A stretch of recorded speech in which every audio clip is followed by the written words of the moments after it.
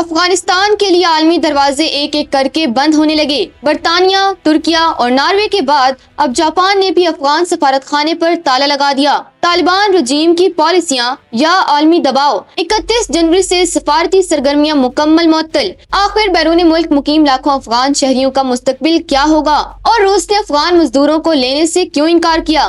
جانیے اس report میں۔ ناظرین، طالبان کے اقتدار میں آنے کے بعد سے افغانستان کو جس عالمی تنہائی کا سامنا تھا، اب وہ ایک سنگین بحران کی شکل اختیار کر چکی ہے۔ دنیا بھر میں افغان سفارت خانوں کی بندش کا سلسلہ تیز ہوتا جا رہا ہے، جس کی تازہ ترین کڑی جاپان کی جانب سے سفارت خانہ بند کرنے کا اعلان ہے۔ برطانیہ، ترکیہ اور ناروے کے نقش قدم پر چلتے ہوئے جاپان نے بھی اب باضابطہ طور پر افغان سفارت خانہ بند کرنے کا فیصلہ کیا ہے۔ ایک افغان جریدے کے مطابق 31 جنوری 2026 سے جاپان میں افغان سفارت خانے کے تمام سیاسی اور اقتصادی امور مکمل طور پر معطل کر دیے جائیں گے۔